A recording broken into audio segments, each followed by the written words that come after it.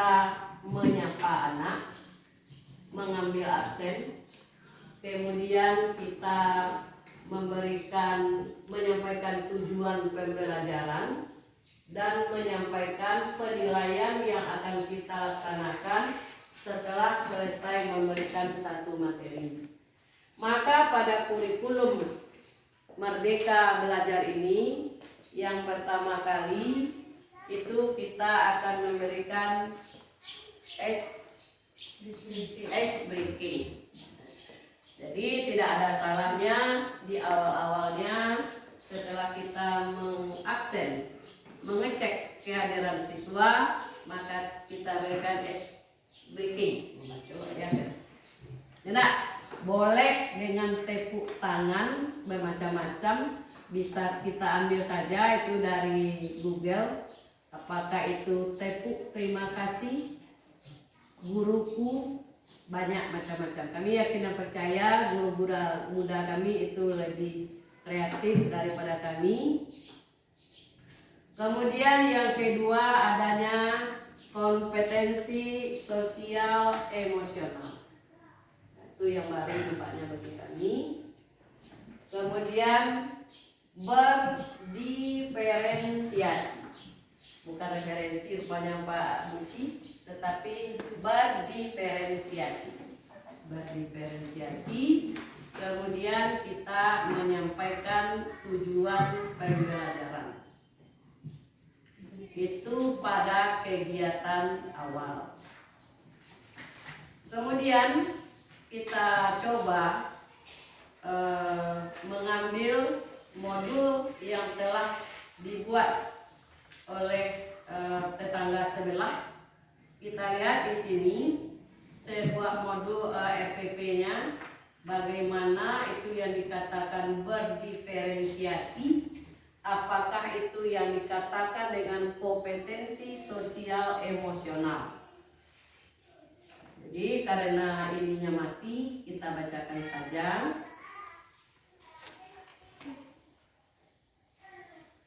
Indikator pencapaian kompetensi atau IPK yaitu menyusun teknik cara membuat kolase. Kemudian untuk keterampilannya membuat kolase dari bahan alam. Jadi kognitifnya itu C6 dan psikomotornya adalah P5 atau afektifnya P5. Yang ini masih bisa kita pakai pada KKO yang dikeluarkan oleh Bloom. Kemudian pada tujuan pembelajaran yaitu mengamati dan berdiskusi. Boleh sekarang nampaknya Pak Nizar, kalau kita sebelumnya harus tidak boleh berkolaborasi ya Pak. Harus berdiri sendiri pada tujuan pembelajaran. Siswa mampu menyusun teknik membuat kolase dengan benar. Setelah berdiskusi, siswa mampu membuat kolase dari bahan dan dengan teknik. Yang ini barangkali biasa, materi pembelajarannya yaitu teknik membuat kolase. Pendekatan dan model pembelajarannya saintifik. Modelnya adalah Project Basic Learning atau PJBL. Sumber bahan buku guru, PowerPoint, bahan ajar, LKPD, contoh kolase dan lingkungan sekitar. Jadi Ibu dan Bapak yang kami hormati, barangkali seperti yang kami sampaikan di awal, yang kita rubah adalah paradigma kita sekarang ini mengajar pada kegiatan awal dan kegiatan intinya. Seperti tadi, kalau PPK itu sudah biasa, memberikan persepsi dan motivasi itu sudah biasa. Yang agak baru bagi kita tadi adalah KSE. Enak? apakah tumbuhan itu berguguran daunnya? Kira-kira jawaban anak apa itu? Iya. Setelah daunnya kering, setelah daunnya kuning, maka dia akan gugur dengan sendirinya. Boleh juga gugur ketika ditiup oleh angin. Di pertanyaan itu, itulah yang kita tanyakan beberapa contoh pertanyaan semantik tentang materi yang akan kita berikan. Kemudian di sini ada tadi berdiferensiasi. Baru atau sudah lama Bapak Ibu? Baru ya. Kita sama-sama mempelajari berdiferensiasi. Tidak tahu maka tidak kenal, tidak kenal makanya tidak tahu. Jadi maksud berdiferensiasi di sini kalau kita ambil dari KBBI yaitu guru mengakomodir. Guru mengakomodir kebutuhan murid. Jadi artinya di sini guru akan berusaha memfasilitasi dari kebutuhan murid.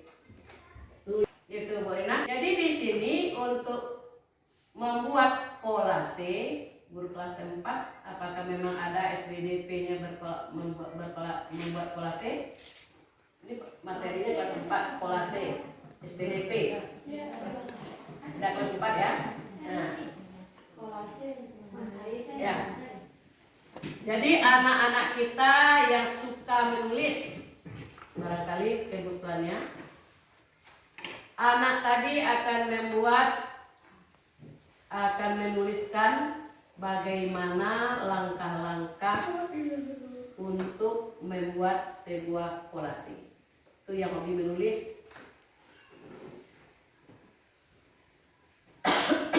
Juga anak kita yang hobi bercerita, dia akan dapat menceritakan langkah-langkahnya untuk membuat kolase tadi. Jadi kita tidak menuntut semua murid kita yang di dalam kelas dengan hasil produk yang sama. Kalau kita akan menggambar apa yang kita butuhkan, mungkin anak menjawab karton manila Bu, mungkin ada yang menjawab kain putih Bu, kan bisa saja. Kemudian kita mengajak siswa untuk membuat ilustrasi diri dalam bentuk sebuah kolase. Ada yang hobinya bercerita sama dengan kami. Tentunya bagi Bu Agama ini kurang pas ya. Berbicara itu perak, ya Pak. Diam itu emas. Atau pencerotet ya. Nah, ada anak kita yang hobi di bidang seni. Maka diferensiasi akan kita serahkan. Pak Hamid, seorang guru olahraga, mungkin pada waktu kecil suka berolahraga, sama dengan Pak Nizar suka bermain badminton ketika kaki masih sehat. Ini tidak Pak Nizar. Maka orang yang suka berolahraga, kolase yang dibuatnya adalah seseorang yang sedang berolahraga. Ada yang bisa menjawab nanti. Kalau kita tidak bisa menjawab, bagaimana kelanjutannya daripada RPP kita. Yang penting bagi kami terlebih dahulu kita akan membuat dulu RPP kita. Nanti di mana yang akan kita perbaiki itu kita coba rembuk dan diskusikan bersama. Karena SD 6 ini adalah orang yang kaya, punya guru senior, sangat senior, punya guru tim pembuat soal kabupaten, punya guru penggerak. Jadi banyak dapat kita sama-sama berbagi. Kita tidak ada yang sempurna. Yang sempurna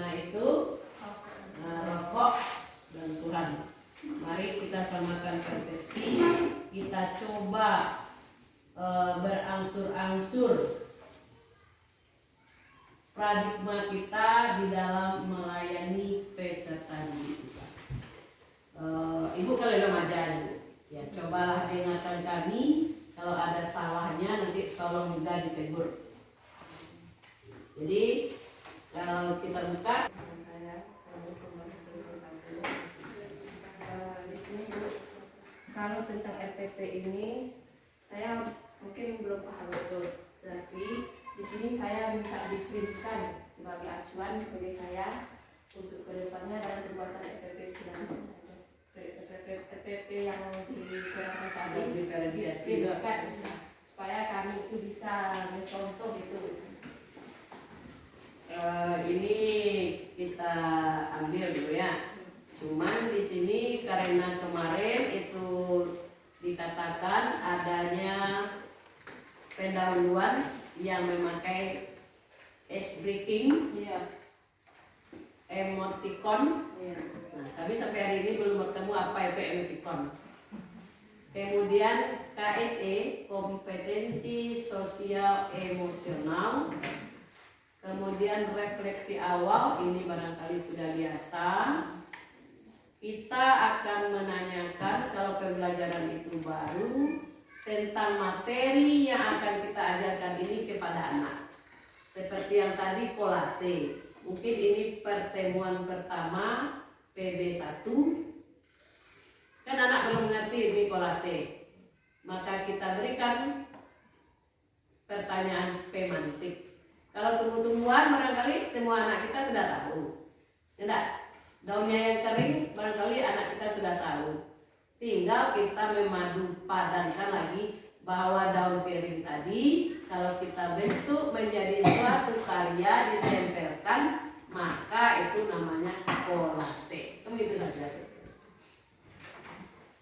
Di bagian-bagian mana dari nanti itu kita diberikan saja. Ya, ini ada contohnya. Ini barangkali Bapak dan Ibu lebih ahli daripada kami untuk menyadur, mengambil. Kita cocokkan sajalah dengan kebutuhan kita. Jadi katanya ini tema 3 baru sempat yang lama mungkin tahu. Tema 3 peduli terhadap makhluk hidup. Subtemanya hewan dan tumbuhan di lingkungan rumahku. Kemudian pembelajaran kedua untuk sekarang ini materinya adalah SBDP, yaitu membuat kolase. Jadi kami pikirkan di sini. Dalam contoh RPP yang disebutkan tadi itu kan kita kan belajar tema. Tema itu kalau satu RPP biasanya kan 4 muatan pelajaran. Tapi di contoh tadi cuma 1 muatan. Apakah nanti dalam mandiri belajar ini cuma 1 muatan aja dalam 1 RPP? Tadi di awal kita sudah sampaikan bahwa RPP yang ada pada mandiri belajar itu sama dengan RPP yang ada pada kurikulum 2013. Tidak selamanya muatan pada RPP kurikulum 2013 itu memuat 4 atau 5 muatan. Ada juga yang 2. Ada juga yang 2, coba perhatikan. Tergantung kepada materi yang akan kita ajarkan. Dalam seminggu itu untuk kelas 1 itu kan cuma 22 jam. Ya tak? Sedangkan kalau kita lihat muatannya di kelas 1 itu tidak ada IPS dan IPA. Ya, yang ada bahasa Indonesia.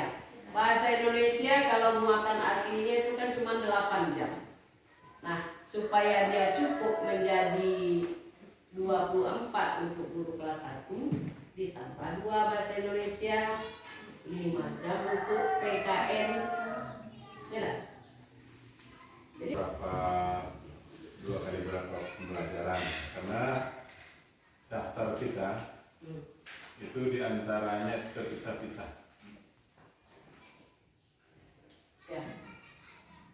Kalau menurut hemat kami itu membuat RPP, kami sebetulnya sudah lama mencobakan. Kalaulah hari itu kita belajar belajarnya 6 jam. Hari itu masuk guru mata pelajaran lain 2 jam. Maka jam yang kita buat tuh 4 kali 35. Kalau kita 5 jam masuk guru lain, maka dia 3 kali 30. Sesuaikanlah indikatornya apa yang akan kita capai dalam waktu yang telah kita sediakan.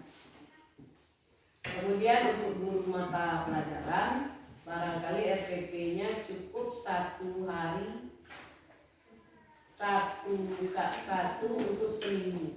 Berarti RPP-nya langsung 4 jam. 4 kali 35 kelas 1, 4 kali berapa untuk kelas 6. Jadi artinya sama. Masing-masing kita membuat RPP itu 1 minggu sama-sama 6. Kalau guru kelas, mata pelajaran atau tema itu 4, 5, 6, 7. Ya. Kenapa 7? 1 untuk matematika, 6 untuk tema. Gimana Pak?